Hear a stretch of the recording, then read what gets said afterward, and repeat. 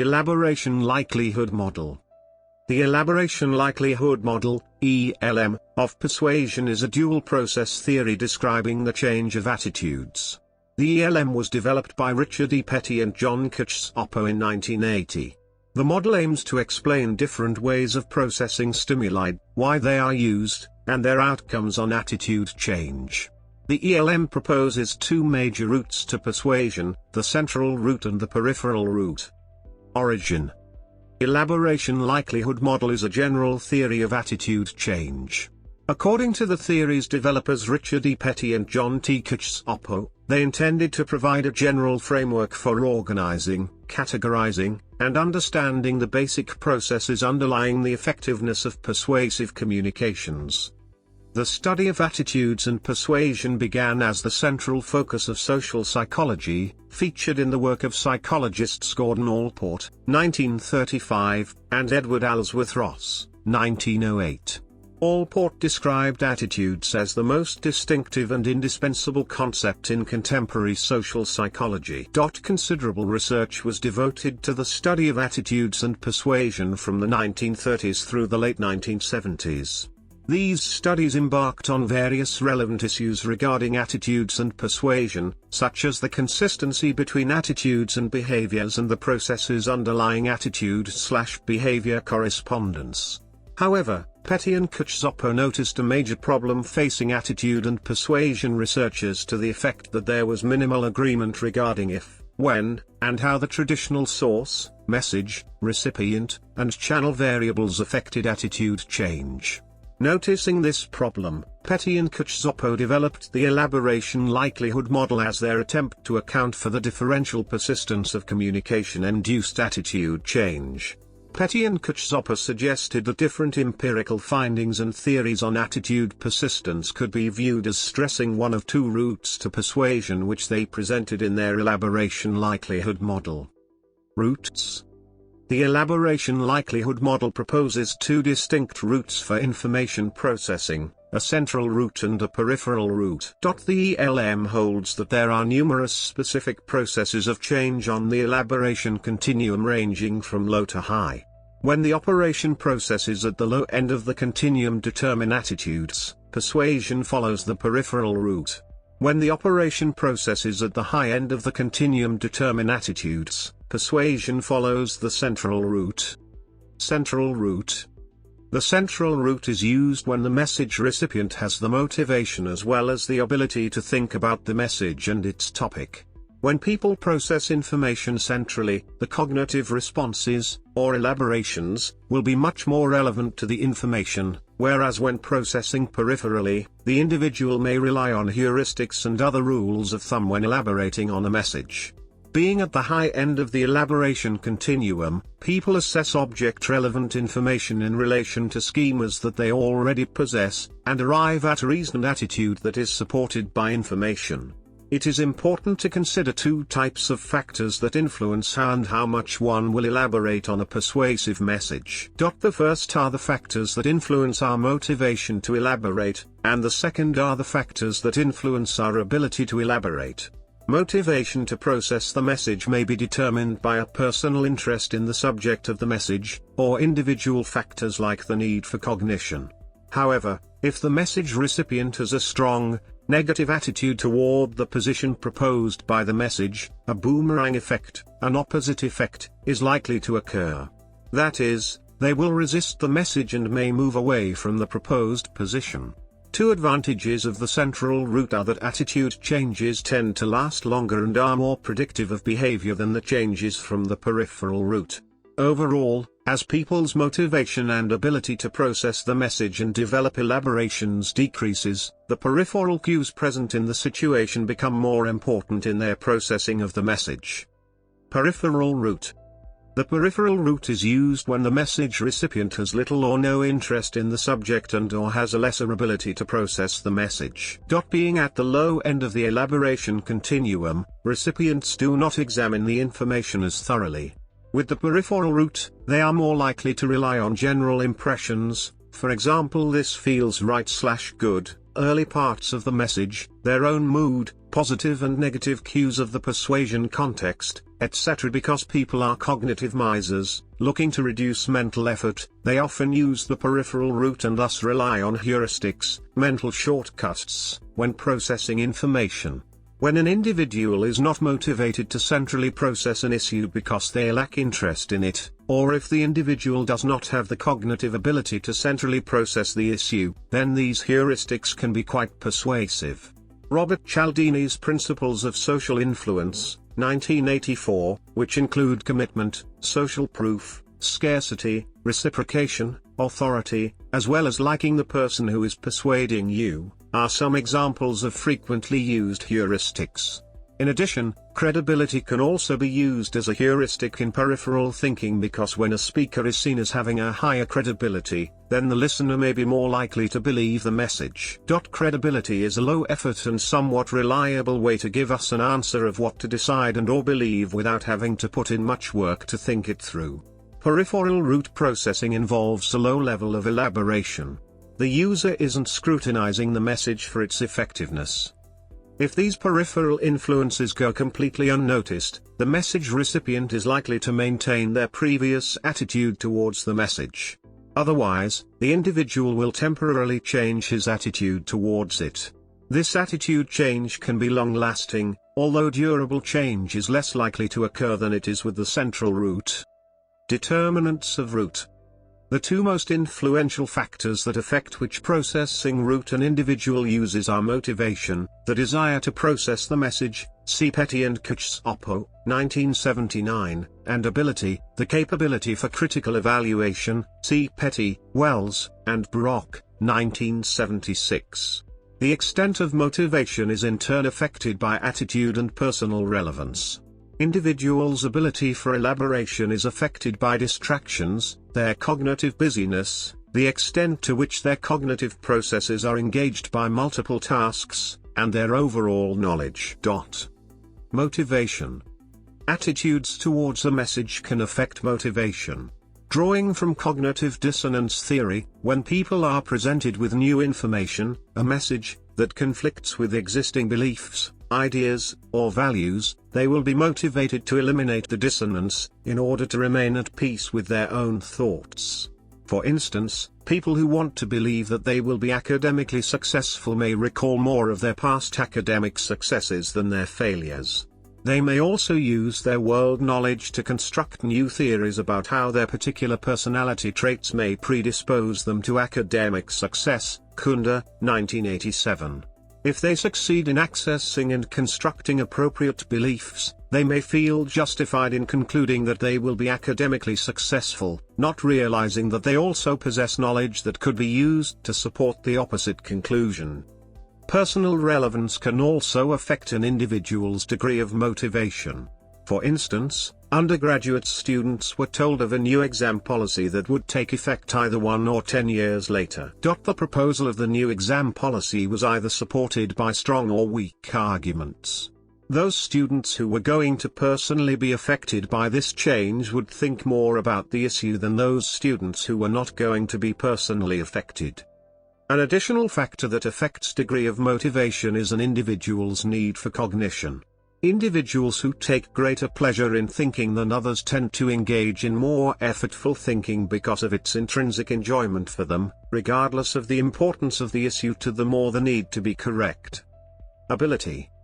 Ability includes the availability of cognitive resources, for instance, the absence of time pressures or distractions, and the relevant knowledge needed to examine arguments. Distractions, for instance, noise in a library where a person is trying to read a journal article, can decrease a person's ability to process a message. Cognitive busyness, which can also serve as a distraction, limits the cognitive resources otherwise available for the task at hand, assessing a message. Another factor of ability is familiarity with the relevant subject. Though they might not be distracted nor cognitively busy, their insufficiency in knowledge can hinder people's engagement in deep thinking. Opportunity. Some psychologists lump opportunity in with ability as it primarily relates to the time available to the individual to make a decision. The popular train of thought today is that this is a category of its own. Factors related to ability to think includes time pressure, message repetition, distraction, knowledge, fatigue, social pressure, etc. Message repetition enables more argument scrutiny. If the argument is strong, repetition leads to more change in attitude. For example, in marketing research, advertising leads to a favorable brand attitude as long as the arguments are strong and tedium is not induced. However, it is noticeable that repetition does not always lead to more attitude change. The effect of repetition also depends on other factors such as content of argument, and previous knowledge and attitude. When distraction is high, elaboration is lower due to limited mental power. In this case, people are less influenced by the quality of the argument in a persuasive message. Rather, they focus on simple source cues. Keeping other factors constant, a stronger argument leads to more attitude change when distraction is low, and a weak argument could lead to more attitude change when distraction is high. Core ideas. There are 4 core ideas to the ELM. Assumptions. One of the main assumptions of the ELM is that the attitudes formed through the central route rather than the peripheral route are stronger and more difficult to change. This means that when the central route is taken, involving high elaboration thought in which all information is being carefully analyzed, the attitudes formed become more stable and less susceptible to counter-persuasion, whereas when the peripheral route is taken, involving low elaboration thought based on heuristics and shortcuts to establish an attitude, short-term attitude change is more likely to occur. Variables. A variable is essentially anything that can increase or decrease the persuasiveness of a message. Motivation, desire to process the message, ability, capability for critical evaluation, attractiveness, mood and expertise are just a few examples of variables that can influence persuasiveness. Variables also have different roles. For example, they may have a positive effect as a cue, but a negative effect if it ends up decreasing thought about a strong message. Under high elaboration, a given variable, for example, expertise, can serve as an argument. For example, if Einstein agrees with the theory of relativity, then this is a strong reason for me to as well, or a biasing factor. For example, if an expert agrees with this position it is probably good, so let me see who else agrees with this conclusion, at the expense of contradicting information. Under low elaboration conditions, a variable may act as a peripheral cue, for example, the belief that experts are always right. While this is similar to the Einstein example above, this is a shortcut which, unlike the Einstein example, does not require thought. Under moderate elaboration, a variable may direct the extent of information processing. For example, if an expert agrees with this position, I should really listen to what he has to say. Recent adaptations of the ELM have added a role for variables, to affect the extent to which a person trusts their thoughts in response to a message, self-validation role. A person may think, if an expert presented this information, it is probably correct, and thus I can trust that my reactions to it are informative with respect to my attitude. This role, because of its metacognitive nature, only occurs in high elaboration conditions. Scholars have been studying different variables in this model in different contexts. For example, in the elaboration likelihood model, Limitations and Extensions in Marketing, Bittner et al. Proposed that motivation and ability are under an interlaced influence of situational variables, person variables, and product categories variables. Consequences. For an individual intent on forming long-lasting beliefs on topics, the central route is advantageous by the fact that arguments are scrutinized intensely and that information is unlikely to be overlooked. However, this route uses a considerable amount of energy, time, and mental effort. It is not worthwhile to exert considerable mental effort to achieve correctness in all situations, and people do not always have the requisite knowledge, time, or opportunity to thoughtfully assess the merits of a proposal. For those, the use of the peripheral route excels at saving energy, time, and mental effort. This is particularly advantageous in situations in which one must make a decision within a small time constraint. On the other hand, the peripheral route is prone to errors in judgment, at least in attributing reasons for behaviors. Also, people are persuaded in peripheral routes based on import cues such as credibility of the information source. However, sleeper effect could influence the strength of persuasion. It is noteworthy that high elaboration does not necessarily lead to attitude change. Resistance to persuasion occurs when someone feels his/her freedom to perform a certain behavior is threatened. A famous study on reaction is conducted by Pennebaker and Sanders in 1976. The experimenters placed placard in campus toilets to discourage graffiti. The result of experiment suggests the amount of graffiti written on the threatening placards was significantly positively related to both authority and threat level. Findings are interpreted as reflecting reactance arousal. In addition, inoculation theory must also be taken into account when it comes to persuasion. Applications. Researchers have applied the elaboration likelihood model to many fields, including advertising, marketing, consumer behavior and health care, just to name a few. In advertising and marketing, the elaboration likelihood model can be applied to advertising and marketing. In 1983, Petty, Cacioppo and Schumann conducted a study to examine source effects in advertising. It was a product advertisement about a new disposable razor. The authors purposefully made one group of subjects highly involved with the product, by telling them the product would be test marketed soon in the local area and by the end of the experiment they would be given a chance to get a disposable razor. Whereas, the authors made another group of subjects have low involvement with the product by telling them that the product would be test marketed in a distant city and by the end of the experiment they would have the chance to get a toothpaste. In addition to varying involvement, the authors also varied source and message characteristics by showing a group of the subjects ads featuring popular athletes, whereas showing other subjects ads featuring average citizens, showing some subjects ads with strong arguments and others ads with weak arguments.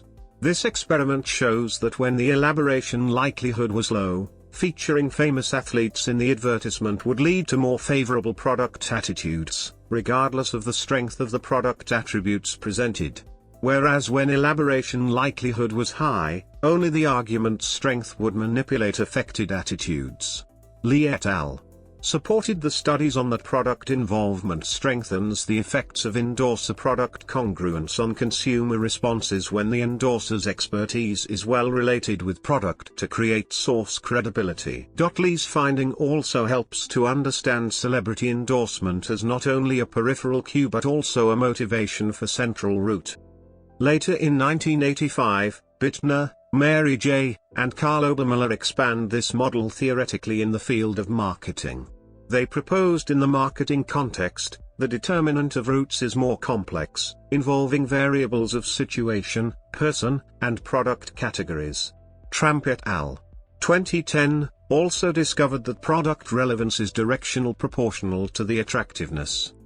It is widely acknowledged that effects of ads are not only limited to the information contained in the ad alone but are also a function of the different appeals used in the ads, like use celebrities or non-celebrities as endorsers.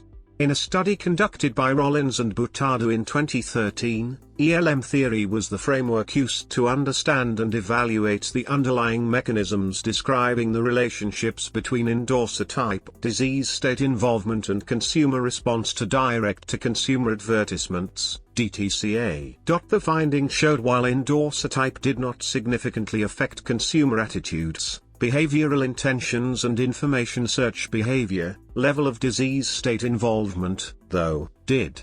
More highly involved consumers had more positive attitudes, behavioral intentions and greater information search behavior. Caveat. In healthcare, recent research has been conducted to apply the ELM to the healthcare field. In 2009, Angst and Agarwal published a research article, Adoption of Electronic Health Records in the Presence of Privacy Concerns, the Elaboration Likelihood Model and Individual Persuasion. This research studies electronic health records, EHRs, and individuals, concern for information privacy, CFIP, and the Elaboration Likelihood Model, ELM. The two researchers aimed to investigate the question, can individuals be persuaded to change their attitudes and opt-in behavioral intentions toward EHRs, and allow their medical information to be digitized even in the presence of significant privacy concerns? Since the ELM model provides an understanding how to influence attitudes, the said model could be leveraged to alter perceptions and attitudes regarding adoption and adaptation of change. Findings of the research included: in e-commerce, Chen and Lee conducted a study about online shopping persuasion by applying the Elaboration likelihood model back to 2008. In this study, how online shopping influences consumers' beliefs and perceived values on attitude and approach behavior were examined. 20 cosmetics and 20 hotel websites were selected for participants to randomly link to and read, and the students were then asked to fill in a 48-item questionnaire via the internet. It was found that when consumers have higher levels of agreeableness and conscientiousness, Peripheral Route website contents would be more favorable for eliciting utilitarian shopping value, whereas when consumers have higher levels of emotional stability, openness, and extroversion, Peripheral Route website contents would be more critical in facilitating experiential and hedonic shopping value, Chen explained.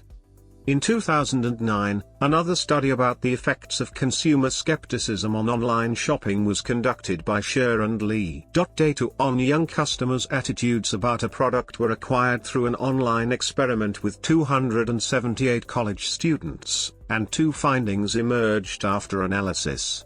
First, highly skeptical consumers tend to stick with their original impression than being influenced by other factors, Peripheral Route, which means they are biased against certain types of information and indifferent to the message quality. Second, consumers with low skepticism tend to adopt the Peripheral Route informing attitude, that is, they are more persuaded by online review quantity.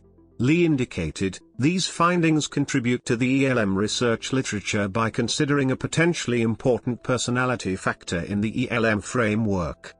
Other studies applied ELM in e-commerce and internet-related fields are listed below for your additional references. In media, in order to reduce youth smoking by developing improved methods to communicate with higher-risk youth, Flynn and his colleagues conducted a study in 2013, exploring the potential of smoking prevention messages on TV based on the ELM. Structured evaluations of 12 smoking prevention messages based on 3 strategies derived from the ELM were conducted in classroom settings among a diverse sample of non-smoking middle school students in 3 states. Students categorized as likely to have higher involvement in a decision to initiate cigarette smoking are reported relatively higher ratings on a cognitive processing indicator for messages focused on factual arguments about negative consequences of smoking than for messages with fewer or no direct arguments. Message appeal ratings did not show greater preference for this message type among higher involved versus lower involved students. Ratings from students reporting lower academic achievement suggested difficulty processing factual information presented in these messages. The ELM may provide a useful strategy for reaching adolescents at risk for smoking initiation, but particular attention should be focused on lower academic achievers to ensure that messages are appropriate for them. Another research directed by Boyce and Queeger was focusing on media body ideal images triggers food intake among restrained eaters based on ELM. Their hypotheses were based on restraint theory and the ELM. From the research, they found participants' attention, advertent/inadvertent, toward the images was manipulated. Although restrained eaters' weight satisfaction was not significantly affected by either media exposure condition, advertent, but not inadvertent, media exposure triggered restrained eaters' eating. These results suggest that teaching restrained eaters how to pay less attention to media body ideal images might be an effective strategy in media literary interventions. With the development of the Internet and the emerging new media, LGP, 2012, has conducted interesting research on the influence of trust on social media using the ELM theory. The findings resulted that source credibility, the majority influence, and information quality has strong effect on the trust for users. In politics, The ELM has been studied with regard to its usefulness in politics and voting specifically. The work of Terry Chmielewski, University of Wisconsin-Eau Claire, found moderate to strong support for the applicability of ELM to voting. This finding came through the study of voters in the 2004 and 2008 elections for President of the United States. Continuing on that thread, the work of Wood and Herbst found that family and significant others were more influential than celebrities in engendering support for a political candidate. This indicates that peripheral route processes may have some influence on some voters. However, family and friends are likely to be more influential than those who do not have a personal connection to specific voters. Hans-Joachim Mosler applied ELM to study if and how a minority can persuade the majority to change its opinion. The study used agent-based social simulation. There were 5 agents, 3 or 4 of whom held a neutral opinion on some abstract topic, while the other 2 or 1 held a different opinion. In addition, there were differences between the agents regarding their argument quality and peripheral cues. The simulation was done in rounds. In each round, one of the agents had an opportunity to influence the other agents. The level of influence was determined by either the argument strength, if the central route was taken, or the peripheral cues, if the peripheral route was taken. After 20 rounds of persuasion, the distance between the majority's original opinion to its new opinion was studied.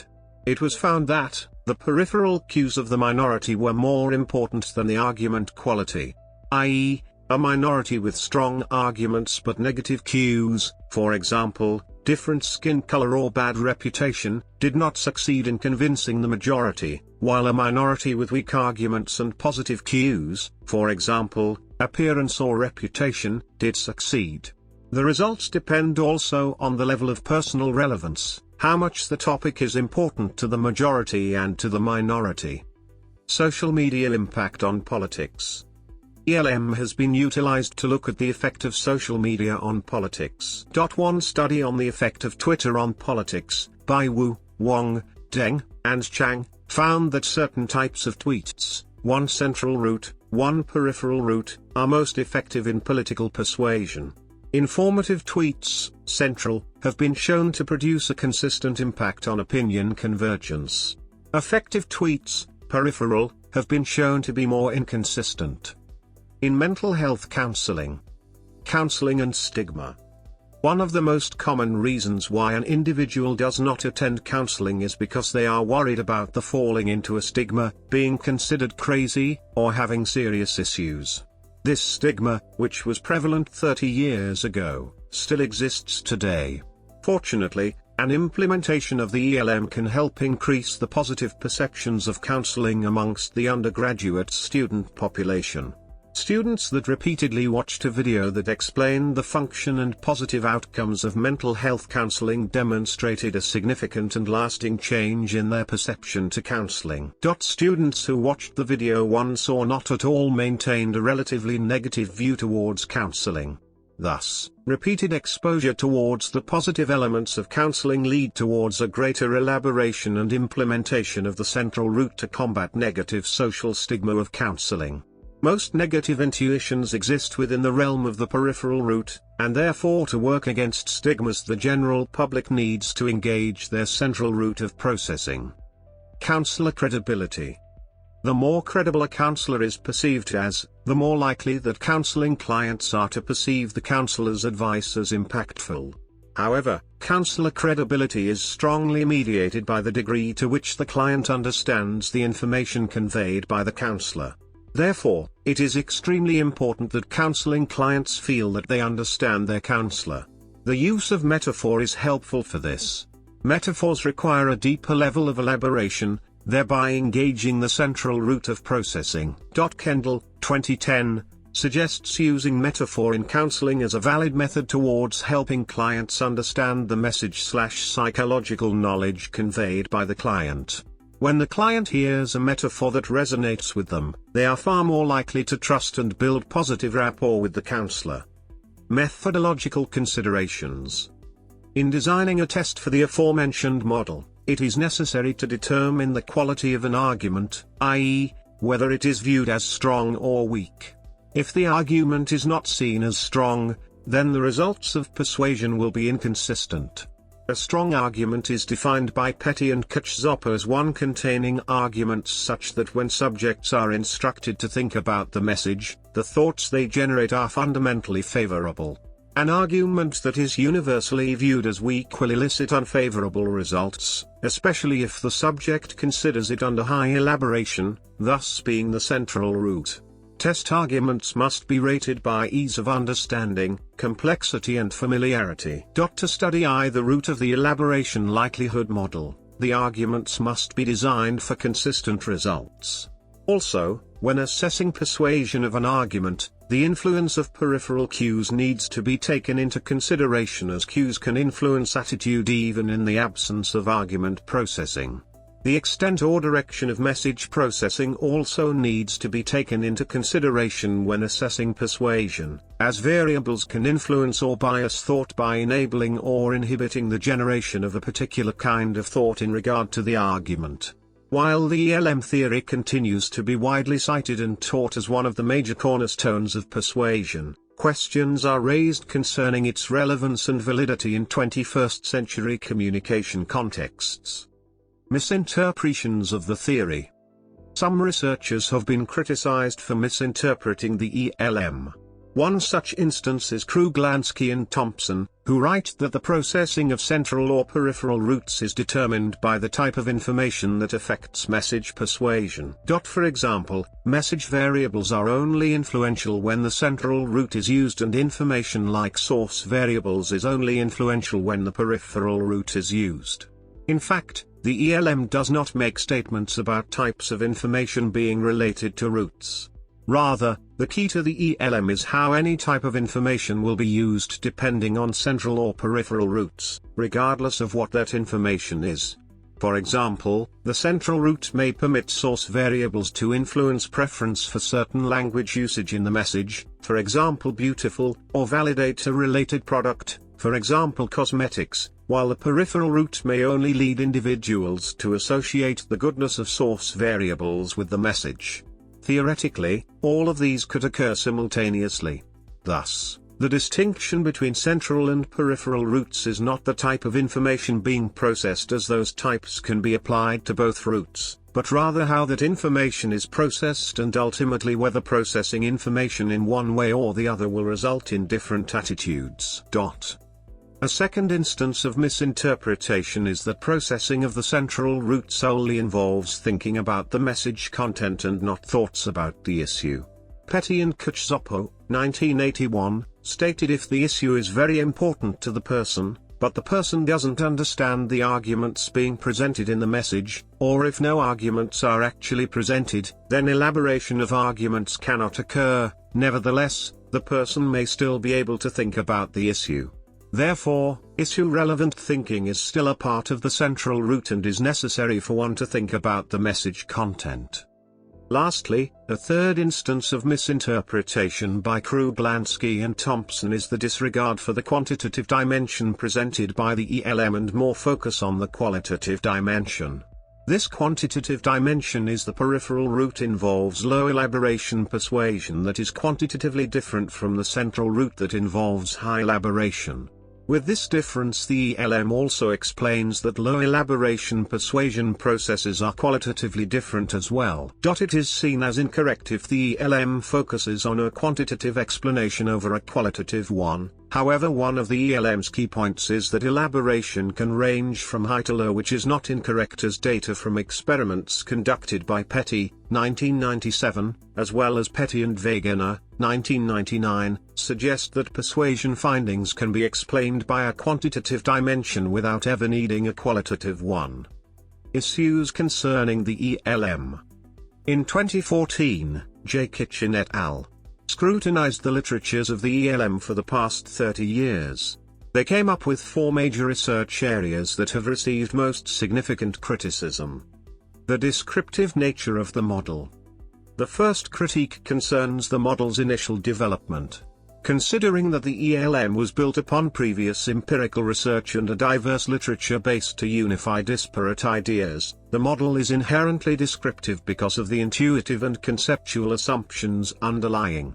For example, Choi and Salmon criticized Petty and Cacioppo's assumption that correct recall of a product led directly to high involvement. They proposed that high involvement is likely to be the result of other variations, for example the sample population, and the weak/strong arguments in one study are likely to result in different involvement characteristics in another study. Continuum questions. The elaboration likelihood continuum ought to show that a human can undergo a natural progression from high involvement to low involvement with the corresponding effects. This continuum can account for the swift between the central and the peripheral routes, but has yet been lack of comprehensive and empirical testing since the beginning. However, research has been done under three distinct conditions: high, low, and moderate. The issue of multi-channel processing. This area of critique basically lands on the nature of the LM being a dual process model, which indicates that the receivers will rely on one of the routes, central or peripheral, to process messages and possibly change attitude and behavior. Stiff, 1986, questioned the validity of the LM because the message should be able to be processed through two routes simultaneously. On top of Stiff's questioning, alternative models have been raised. Mackenzie et al., 1986, advocated a dual mediation hypothesis, DMH, that allow receivers to process the ad's content and its execution at the same time with reasonable vigilance. Lord et al., 1995, proposed a combined influence hypothesis which argues that the central and peripheral cues worked in combination despite the variables of motivation and ability. Kruglansky et al., 1999, proposed a single cognitive process instead of the dual process model. Although drawing on the fundamental conception from ELM, such as motivation, ability and continuum, the unimodal suggests a normative and heuristic rules for human to make judgment based on the evidence. The heuristic systematic model, HSM, is another alternative model concerning this issue. The analysis of the different variables which mediate elaboration likelihood. Many studies have been expanding and/or refining the model by examining and testing the variables, particularly in advertising research. For example, Brittner and Obermüller, 1985, were among the first to expand the model to new variables under the peripheral processing. They proposed situation, person, and product categories as new variables under the context of marketing. Alternative models.